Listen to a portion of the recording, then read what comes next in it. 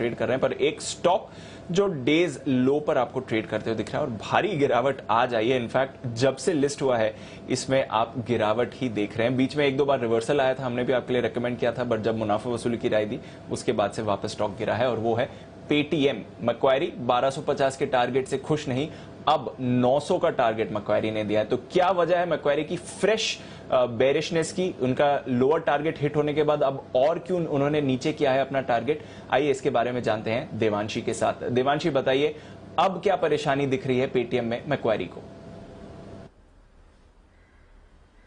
कई सारी परेशानी दिख रही है दीपांशु। अब देखिए, इन्होंने अंडर परफॉर्मेंस की जो रेटिंग है वो बरकरार रखी है, लेकिन 25% अपने टारगेट काटे हैं, यानी कि पहले 1200 तक के लक्ष्य थे, वहां से घटाकर अब 900 तक के टारगेट्स दे रहे हैं। और अब देखिए स्टॉक ऑल टाइम लो पर ट्रेड करता हुआ दिख रहा है।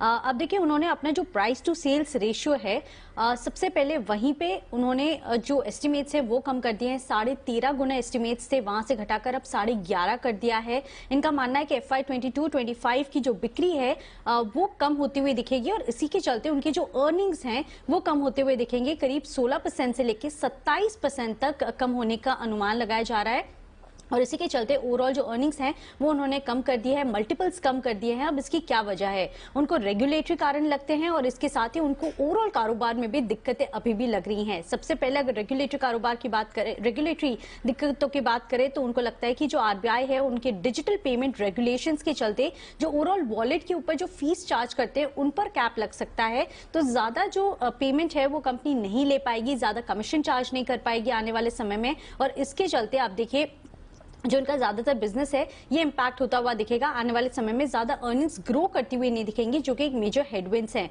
दूसरी तरफ आप देखिए उनके जो सीनियर एग्जीक्यूटिव्स हैं उनका इस्तीफा देना ये एक चिंता का विषय उनको लगता है।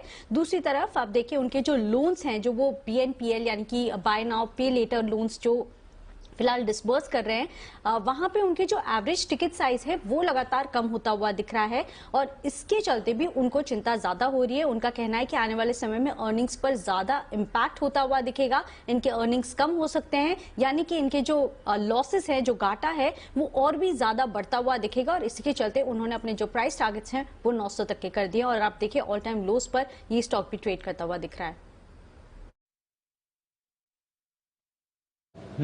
तो ऑल टाइम लोज पर ये स्टॉक आपको आते हुए दिख रहा है पेटीएम। कोई इसमें राहत के संकेत नहीं है, 5% नीचे इस